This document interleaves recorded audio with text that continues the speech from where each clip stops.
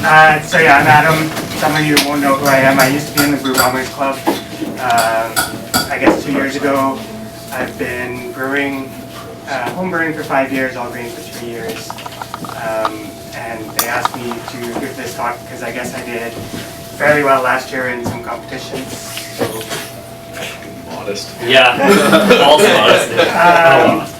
So there's a few different reasons to enter a competition. You could just be looking for feedback. So if you're new to brewing, you could just be looking, okay, is what I'm brewing decent? Does it follow along the guidelines? Some others are actually looking for improvements. You know you brewed a beer, there might be something wrong with it. You don't quite know what's wrong. If you send it in, you'll get a good judge to be able to tell you exactly what's going on. And then of course there's just the thrill of competition. Some people barely even drink beer and they enter homebrew competitions.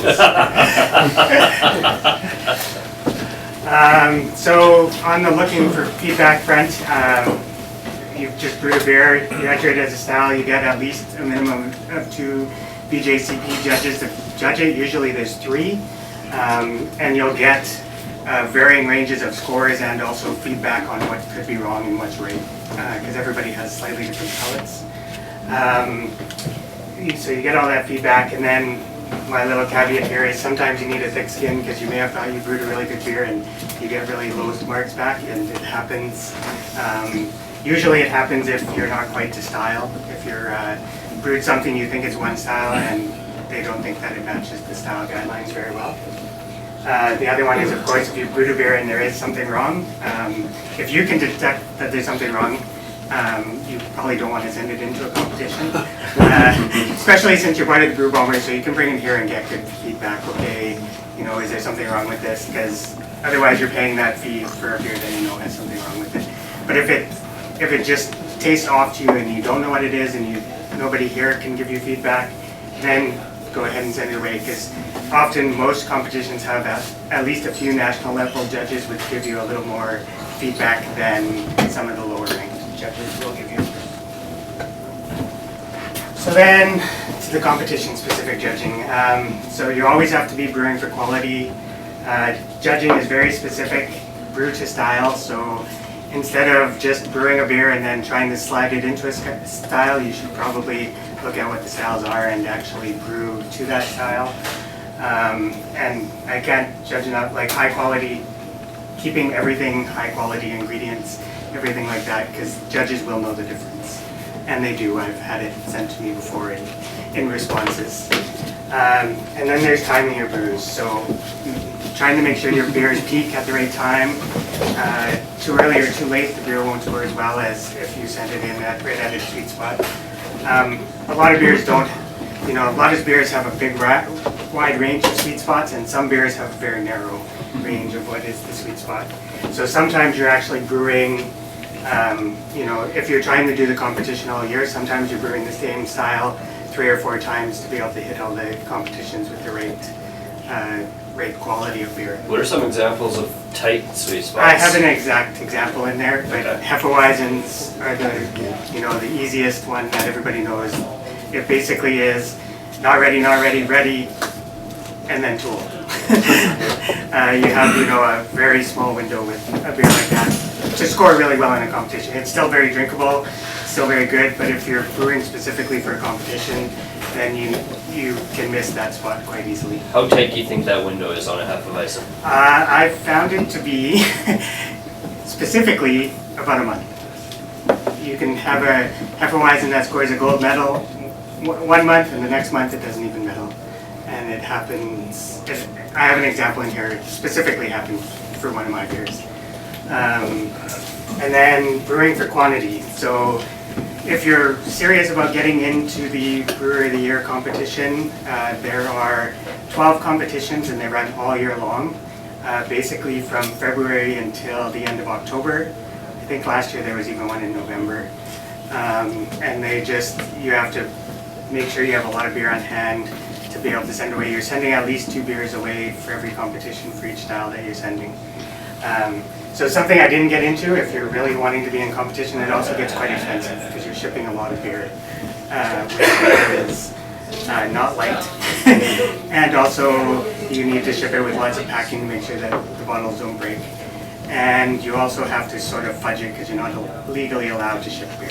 To be clear, if you are shipping through the club, Yeah. all you have to do is drop For the off. club, you just yeah, have to drop it drop off it because at they Minos. won't package it for you. No, we will not Oh, pack you're that not- for you. oh, you're used to that. No, yes. Overpack it. Overpack it Yeah, for you. they used to do all the packaging, but now they're just doing. Please, I'll talk about that later. Okay, so here's just the quick schedule. I quickly looked up what this year's brewing schedule was.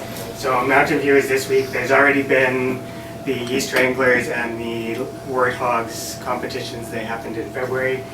Ales is the next one that you could enter now. It's in April, and the entry fees are listed here. So you're also paying for each entry that you have $6 or $7 depending on the competition. And I just put more things here because your website, of course, isn't up yet. And also, some of them have limits to the number of entries overall. So if you don't register soon enough, it fills up, you can't enter your beer. And others have, like Half Pints has 8 beer limit. Other ones also, some of these I put no limits because they're not listed yet, but sometimes they add it on as in there's 6 or 10 beers. Last year the number for a lot of competitions was you could only have 10 entries per person, which sounds like a lot. But if you're really wanting to compete into the Brewer of the Year competition, you have to be sending at least that many to every competition just to have some sort of a chance. So just to clarify that, you're entering 10 different beers or 10 different Okay. styles, yeah. Interesting. Yeah, it's I mean, if you're just doing it just for the competition for yourself and you want to see how your beers do, you can enter whatever you want. But there is the Brewer of the Year competition that's actually separate, and they keep track of all the winners and everything, and they have the first, second, third winners. There's actually a trophy every week. Yeah, you have to be brewing a lot. It becomes a lot because between brewing and packaging and getting everything ready. And when you're packaging that many beers, it's not insignificant to wrap that many bottles with bubble wrap and cardboard, and you don't have to do the overpacking part. But I mean that's the easy part at the end because packing the bottles themselves, and even when you pack them really well, every so often they still break. And it happens. I've had it happen to a couple of my beers going to competitions, and I mean I packed them all exactly the same way. Every so often one breaks. Depends on the FedEx guy. Some FedEx guy decides to throw your box around. So I think this year all the competitions have moved to the 2015 style guidelines. So you also have to keep that in mind because there's more styles and things are in different categories now. Probably doesn't affect you guys too much if you're in tune with that, but just in case it is completely different, or not completely different, but there are a lot of categories that have changed. So then, getting ready. So the easiest way is to have a brew calendar. So like that table that I set up there, you're looking, okay, these are when the competitions are, and then you start working back on your styles on how long you need to brew to get them ready. I have a few examples where I'll give more specific, but so, lagers need more time generally. You're gonna need at least probably 3 months before the competition to start brewing those to make sure that they're ready for a competition. Bigger styles like wee heavies, box, barley wines. Basically, you're brewing those the year before.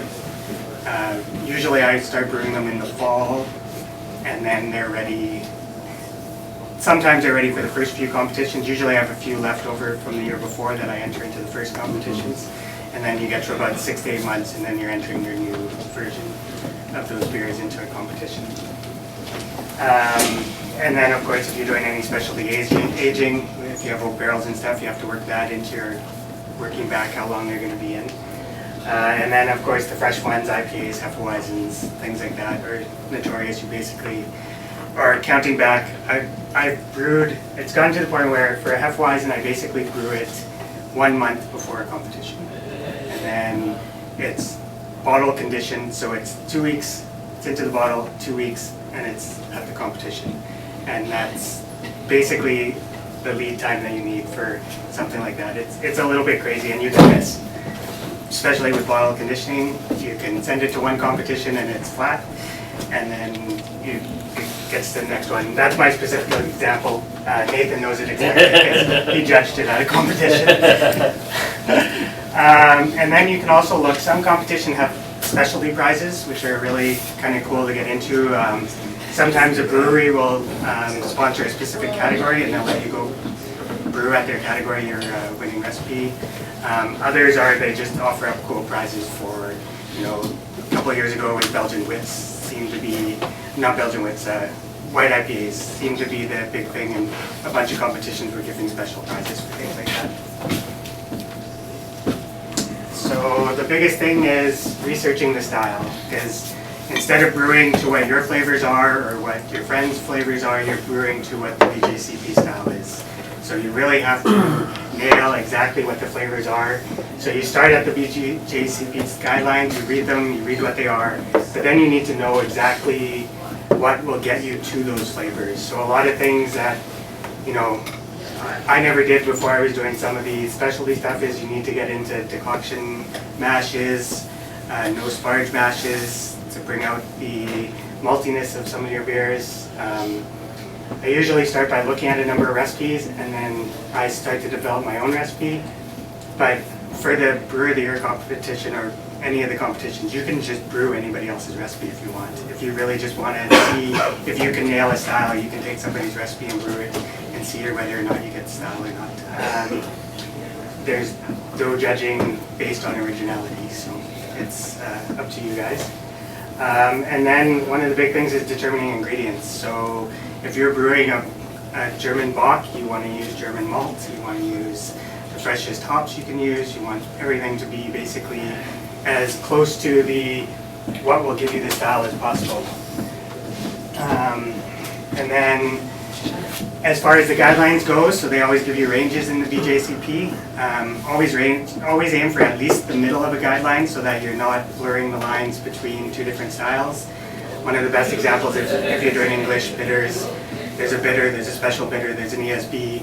If you brewed a high-end bitter and a low-end special bitter, it's basically the exact same beer.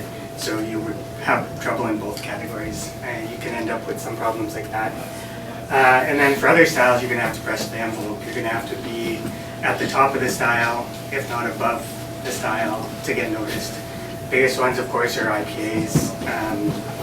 If you brew a normal IPA, like one that you would normally find in a store and stuff, you're not even going to be anywhere near in the competition. It's got to be like crazy high. And same thing with Bocks. The big malty beers, you need it to be a big malty beer. It can't just be quarts, you know, sort of in between. So some of the things I do on brew day just to make sure that I can get to where I want is you have to brew for reproducibility, so you always want to take lots of notes. I can go through a brew day when I'm just brewing a normal beer and I basically not even have notes and stuff, just kind of throw things together. But when you're doing it specifically to a style, I'm always taking notes on what I'm doing. And then you can go back and determine if you've made any mistakes after the fact, if the beer doesn't turn out. And I always take more measurements and more just making sure everything is perfect, basically, because everything you're getting judged on, they can go back and say, okay, he mashed it too warm, he, you know, boiled it longer, it's more malty than it should be, things like that. Like, they can actually come back and tell you these things. It's pretty funny, actually, when you send a beer in and you know there's a few things that you're trying to slide by, and they'll pinpoint exactly what you were doing. And I think it's awesome because it shows that the judges are really doing their job, but it's also sort of annoying sometimes because you think you can slide it by. So then ensuring the critical stages, transfer from yeast I put on there because everybody says it's so important. I don't really, for most beers on a homebrew scale, you're not going to get the auto lysis problem like you would on a professional scale, but everybody still puts it in the homebrew books. Oxygen is your enemy is probably the biggest one when you're working with your beer after it's fermented. If you start exposing it to oxygen, you're going to get oxidation, and any judge is going to pick that up. That's like basically they're looking for things like that when they're judging. And then proper packaging. So you have to just look at the competitions and see what they will allow. Some competitions will let you send almost any bottle, and some of them will be very specific, 341 ml brown bottles, regular caps, and that's all they're going to take. If you send in something else, they're not going to judge it. So you have to be careful with that. So then it comes down to the actual judging. So some of the easiest problems that judges look for: color, clarity, and carbonation. So make sure the color of your beer is within the guidelines. That's a fairly easy one to do. Clarity is another easy one, but it's hard to actually get really good clarity sometimes on your brews. If you're doing lagers and things like that, they have to be sparkling, or else you're going to start losing points. And you don't actually lose that many points. Like, clarity is basically worth 1 point on your BJCP judge, but a lot of judges will say, "Oh, this beer is not clear," and they're already marking it down in their mind before they're even adding up the numbers. So you end up losing a lot more points than just the 1 point that clarity is worth. And carbonation is also, that's probably the biggest one. Undercarbonated beer can basically, the beer just won't taste at all like it's supposed to, and you'll get dinged on it. And again, it's not worth that many points by itself, but it'll take the whole score down. And then there are some judges that are really picky, and they're looking to eliminate your beer from that style, so they will look at it and they'll say not to style, and the highest score you can get is 29. As soon as they say that, even if it's a flawless beer, they're only going to give you a 29 out of 50. So you really have to make sure that you do hit your styles. And also major flaws. That's a pretty obvious one. If your beer has a major flaw, that they are going to score you pretty low. And then one of the steps that you do, okay, you've made your beer, everything's done, it's already packaged. Before you start sending your beer to a competition, you need to taste it again. You need to open one of your bottles and make sure that it is what it's supposed to be. You could open a bottle and have a gusher. You can, like, anything could go wrong. You could be at the bottom of your fill and one of your bottles gets sediment in it. It happens. You have to make sure that the beer that you're sending is actually what you think you're sending. And then enter it wisely. Make sure that it's to the guidelines, and you can brew a beer and think that you're making a certain style, and then your final product is something different, which is perfectly fine, but just enter it in the other style. So you brew an IPA, doesn't come out quite as hoppy as you'd like it to, it might still be a perfectly good pale ale.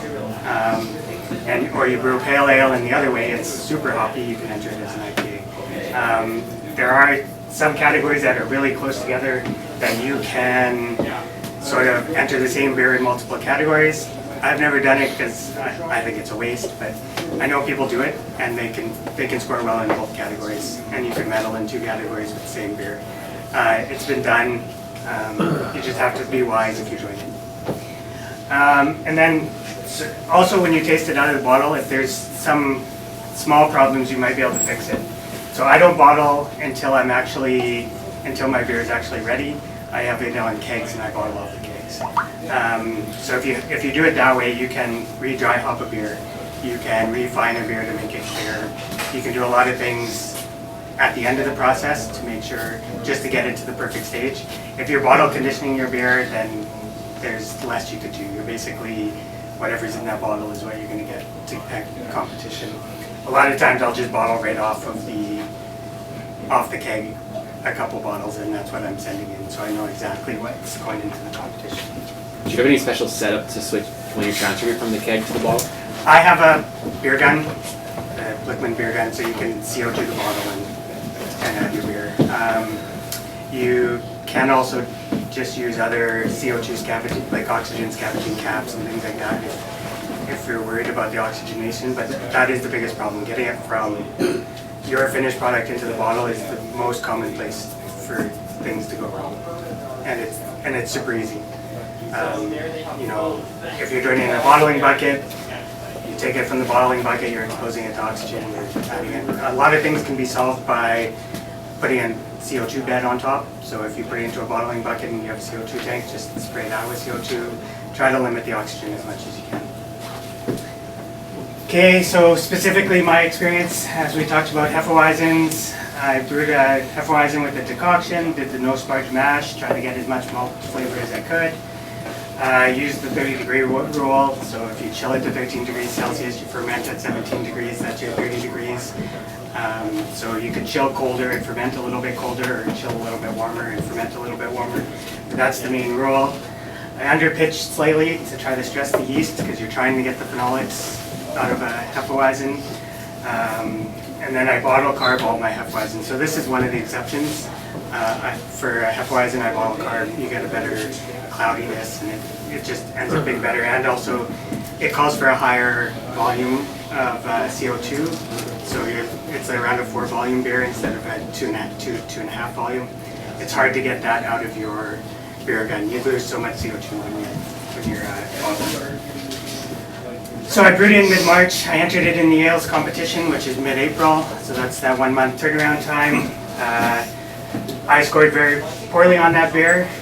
It was not carved very well, and Nathan judged it. So I had a big 20 score. I was a little bit disappointed. I tried it after I got my scores, and I'm like, what? This beer is perfect. So then I entered it in Vancouver and Edmonton in early May, and they both scored gold medals. Both scored around 40. And then I entered it in the Brew Nosers competition, which is late May, and it scored a 33. So it had already gone like that in about 2 months. So beers like that are so difficult to time for the competitions. So you really have to be on top of that one. If you're trying to enter that category all across for all the competitions, you basically are brewing that same beer a bunch of times. So then Doppelbock is one of the ones that I have done fairly well with at competitions. So as I said, for the ingredients, I chose German malts. Did a double decoction, no sparge mashing, so try to get as much malt flavor as you can into that beer. Some people will use Melanoidin malt instead of decocting. It's sort of up to you. I try to do things as traditionally as I can. It seems to work out well that way. You have to boil at least 90 minutes with your Pilsner malt. There's a lot of discussion about whether that's really required or not. But one of the things you get with a longer boil is also more of the melanoidins, so you get more of the malt flavor into your beers. So this is one of the styles where you try to aim for at the top end of the gravities because you need a ton of malt flavor. And it's also difficult to get full attenuation because you're using a lot of Munich malts instead of a regular base malt as your major malt. So sometimes you really have to work to get some of the final attenuation. I'll usually move it to a bit warmer spot, stir it up, let it go for a bit longer. It's one of those beers you kind of let go for a little while. And then you have to lager it properly for at least 3 months before packing. And then usually hits it dried at about 6 month mark, and I've entered ones that are about 1.5 to 2 years old and they still score fairly well. Again, it'll depend on your packaging. If you've done anything wrong during the packaging stage, it won't last as long. But yeah, it's one of those, if you're brewing any of those kind of beers, now you're talking about really going back, okay, if I'm entering this in a competition, it's going to be at least 6 months, as far as I'm concerned, for a beer like that. And my little patience thing is... So get your Doppelbock started now. Get them started now for the Winnipeg comp. It's about perfect timing. And then a little goes a long way. So I brewed a Belgian wit. I brewed it with coriander, fresh lemon, lime, and orange peel, and chamomile tea. Ended up that there was way too much chamomile tea in the beer. It tasted basically like a tea instead of beer. So I let it age for a while. Some of the flavors did mellow, but it was still very strong chamomile. So instead of entering it as a Belgian wit, I entered it as a herb spice vegetable beer, and it medaled in a couple of competitions. And the main comment was, "Wow, you really got the chamomile flavor." So again, you don't necessarily have to hit exactly what you're trying to do. You just have to recognize that it's definitely not what you expected it to be, and if you can enter it as something else. And I also entered it so that I didn't have to judge that category. Yeah.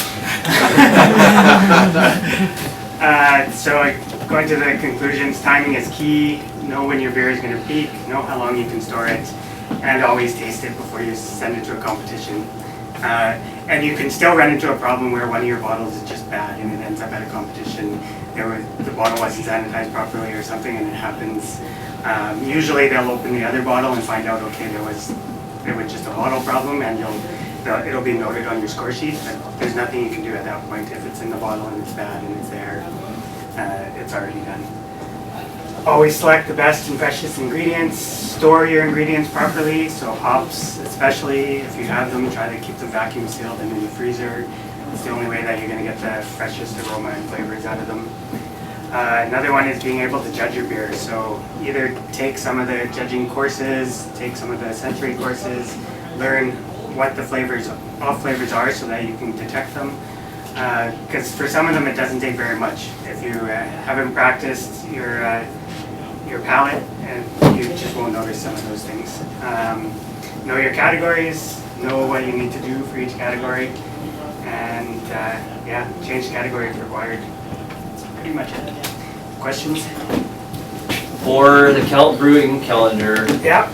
do you have any resources on, like, we all know how Hefeweizens brew young and Doppelbocks are old, and but what about like any of the other beer styles? So the general rule of thumb is lighter the beer is, the more hops that are in a beer, and so more like if it depended on aromas like a Hefeweizen, those beers aren't going to last as long once you brew them. Like a light lager and things like that aren't going to last as long. I've never actually brewed a light lager, so I can't tell you for sure.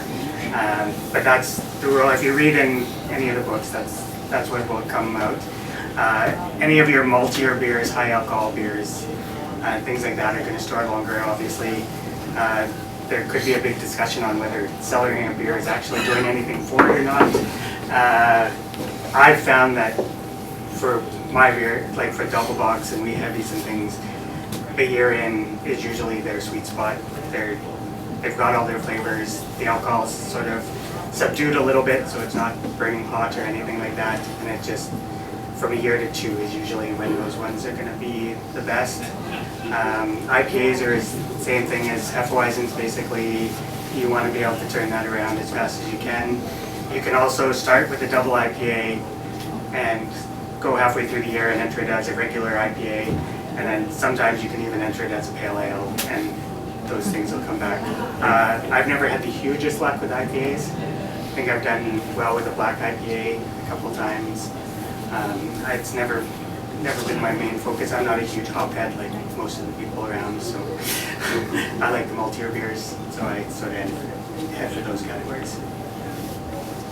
Yeah, Adam, do you think there's any more protection offered to your entry if it's bottle conditioned? I mean, I know you said some you do that on purpose. Yeah. Do you think is that a real thing? Technically it could be for some of the beers, because you know that there's no oxygen in that beer because you've had the secondary fermentation. Yeah. It may last longer that way. But that's not a technique that you would well, normally use? It's not something I normally use, so yeah, okay. it's not something that besides Hefeweizens, that's pretty much the only one that I've ever sent in on purpose bottle conditioned. Shoot, it was a clarity hit because of the shipment and the sediment getting... No, because for a regular one, yeah. But if your beer tastes fine, they won't, and it usually sits in a fridge for 3 or 4 days before they're judging it anyways. Okay. Usually the due date for a competition is at least a week before the competition is, so it's going to be there and sitting. So there's lots of people send in bottle conditioned beers, like you can tell, and they're perfectly fine and they score well. So it's not, you're not going to specifically lose points for bottle conditioning, unless of course somebody mishandles your beer and shakes it up or something.